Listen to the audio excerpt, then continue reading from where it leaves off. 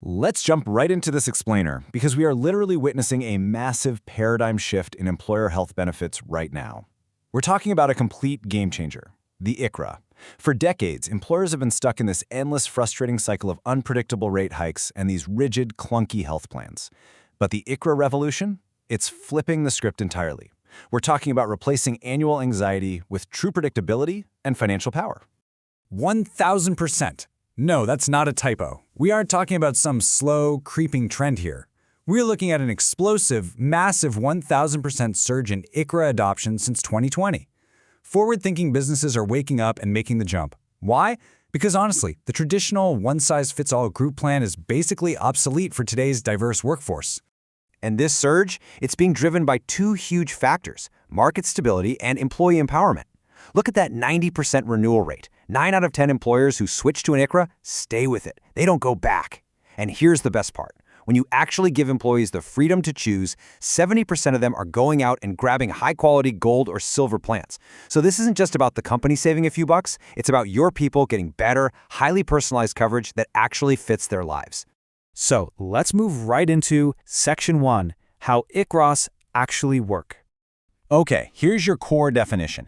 ICHRA stands for Individual Coverage Health Reimbursement Arrangement, but in plain English, it's a defined contribution health benefit. Think of it this way. Instead of buying a massive group plan and forcing every single employee into it, you give your team a set tax-free allowance. They take that money, head to the individual market, and buy the exact ACA-compliant plan that fits their own doctors, their own prescriptions, and their own family's needs. It really is the ultimate modern tool for choice and control.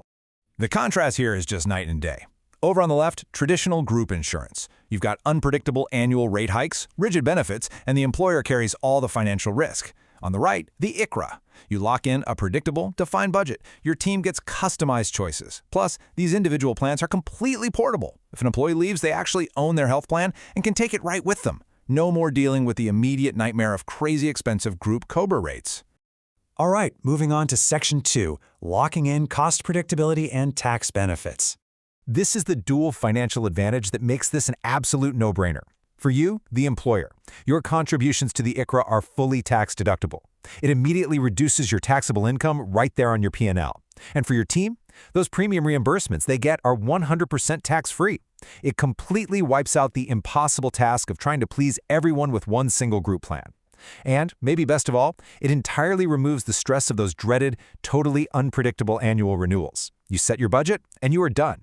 Let's jump to Section 3, customizing your employee classes. Here's a huge misconception. You are not forced to give everyone in your company the exact same allowance. Not at all. The IRS actually lets you strategically divide your workforce into up to 11 different ACA-compliant classes. Want different contributions for full-time versus part-time employees? You can do that. Salaried versus hourly, seasonal workers, even folks living in completely different geographic locations? You got it. It's unbelievably flexible, letting you put your benefit dollars exactly where they make the most strategic sense for your specific business. And get this, you can also adjust those allowances based on age because, let's face it, health insurance naturally costs more as we get older. So employers can offer higher allowances to older employees. You just have to follow a very straightforward rule known as the 3-to-1 ratio. It's exactly what it sounds like. The maximum allowance you give your oldest employee cannot be more than 3 times the allowance of your youngest employee in that same class. So if you're giving a 26-year-old $300 a month, the absolute maximum for your oldest employee is $900. Super straightforward. Which brings us to Section 4, navigating compliance with ease.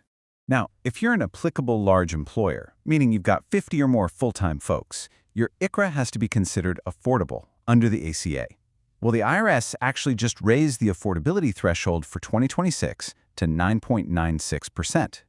And honestly, this is really good news for employers. It means employees are expected to contribute a slightly higher percentage of their own income, which gives you, the employer, a little more breathing room when calculating your minimum ICHRA contributions to stay compliant. So how do we actually calculate that affordability? It's just a simple 3-step formula. Step 1, you find the lowest cost silver plan available in your employee's specific zip code. Step 2, subtract your monthly ICHRA contribution from that premium. Step 3, just verify that the remaining out-of-pocket cost for the employee is equal to or less than 9.96% of their monthly income or their rate of pay if you're using that safe harbor. Let's do a quick mental example so you can see this in action. Meet Derek. He makes $15 an hour. If we use his rate of pay and multiply it by 130 hours a month, 9.96% of his monthly income is exactly $194.22. That number right there is his maximum affordable premium threshold. So if the lowest cost silver plan in Derek's area is $550, you just subtract $194.22 from that. Boom, you now know you need to contribute at least $355.78 to his ICHRA to stay fully compliant. It's just simple, predictable math. Now, aside from affordability, there is a compliance checklist you need to maintain throughout the year. You're going to need finalized plan documents, 90-day employee notices sent out before the plan year starts, your standard ACA Form 1095-C reporting, PCORI fee payments by July 31st, W-2 integration, and yes, COBRA administration. Because an HRA is technically a group health plan, COBRA rules still apply to those HRA funds. But listen, do not let this list overwhelm you. Forward-thinking employers don't do this alone. They rely on a dedicated administrator, like the insurance principal, to fully manage all these moving parts. They make the whole compliance process incredibly reassuring and totally turnkey. So this all leads us to one final critical question. Is your business ready to join the ICHRA revolution?